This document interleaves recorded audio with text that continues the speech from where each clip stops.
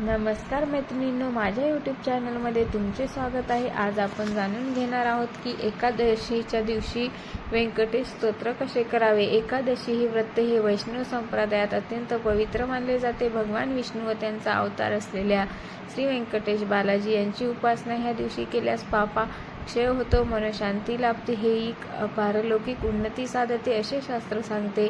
1 व 3 व्यंकटेश अनुष्ठान हे विशेषतः कुटुंबातील संकट निवारण, आरोग्य, आर्थिक स्थैर्य, विवाह अडथळे, संतती प्राप्ती व आध्यात्मिक उन्नतीसाठी केले जाते। 29 जानेवारी एकादशीचे महत्त्व। माघ महिन्यातील शुक्ल किंवा कृष्ण पक्षातील एकादशी वर्षानुसार नाव बदलते।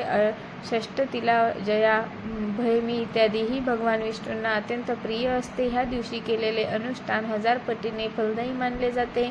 1 व 3 व्यंकटेश म्हणजे काय? 1 व्यंकटेश अनुष्ठान म्हणजे एका वेळेस एका संकल्पने एका मूर्ती प्रतिमेसमोर केलेली पूजा आणि 3 वेळा सकाळ, दुपार किंवा 3 आवर्तनात व्यंकटेश मंत्र जप व पूजा हे 3 आवर्तात देहशुद्धीसाठी, मनशुद्धीसाठी, कर्मशुद्धीसाठी केले जातात असे मानले जाते। अनुष्ठान पूर्व तयारी काय करायची? शारीरिक तयारी। ब्रह्ममुहूर्तात उठावे, स्नान करून स्वच्छ, शक्यतो पांढरे किंवा पिवळे वस्त्र परिधान करावे।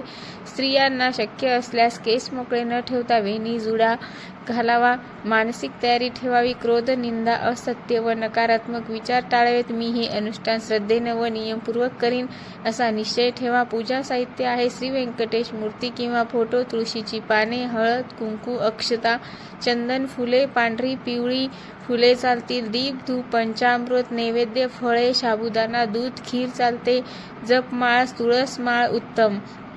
संकल्प विधी। पूजेच्या सुरुवाती संकल्प करणे अत्यंत महत्त्वाचे आहे। संकल्प मंत्र आहे। आज माघ महिन्यातील एकादशी तिथीस माझ्या व माझ्या कुटुंबाच्या सर्वांगीण कल्याणासाठी, आरोग्य, ऐश्वर्य, भक्तिबुद्धीसाठी श्री व्यंकटेश प्रभूची कृपा प्राप्त व्हावी म्हणून मी 1 ते 3 व्यंकटेश अनुष्ठान करीत आहे असा संकल्प करावा। हातात पाणी घेऊन संकल्प सोडावा।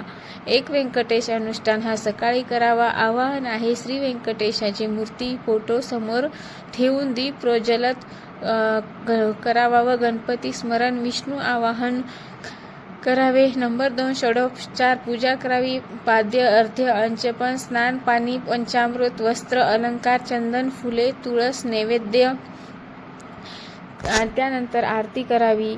नंबर 3 मंत्र जप करावा। मंत्र ओम नमो नारायणाय किंवा ओम श्री व्यंकटेशाय नमः म्हणावा। 108 वेळा जप करा। 3 व्यंकटेश अनुष्ठान करा। प्रथम आवर्तन सकाळ देहशुद्धी 108 जप करावा। त्यानंतर शरीर, आरोग्य आणि रोग निवारणासाठी प्रार्थना करावी। द्वितीय आवर्तन दुपारी मनशुद्धी करावी। हातपाय धुवून पुन्हा दीप 108 जप आणि चिंता, भीती, मानसिक अस्थिर्य दूर करण्यासाठी प्रार्थना। तृतीय आवर्तन संध्याकाळ कर्मशुद्धी सूर्यास्तानंतर करावे। 108 जप करावा। पूर्वज, पितृ, ग्रह दोष, अडथळे निवारणासाठी प्रार्थना करावी। त्यानंतर एकादशी व्रताचे नियम आहे। पूर्ण उपवास किंवा फलाहार, तांदूळ, कडधान्य वर्ज्य, पाणी, दूध, फळे चालतील। खोटे बोलणे, क्रोध टाळावा। शक्य असल्यास विष्णू सहस्त्रनाम पठण करावे।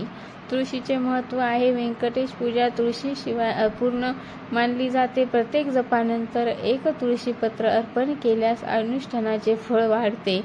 आरती व क्षमा प्रार्थना करावी। क्षमा प्रार्थना आहे, हे प्रभो, अज्ञानाने किंवा अशक्तपणामुळे ह्या पूजेत काही न्यून राहिले असल्यास कृपया क्षमा करावी व माझ्या भक्तीचा स्वीकार करावा। अनुष्ठानाचे फळ आहे घरात सकारात्मक ऊर्जा, संकट निवारण, मन शांती, आरोग्य सुधारणा, आर्थिक स्थैर्य, शक्ती व श्रद्धेची वृद्धी। विशेष टीप आहे,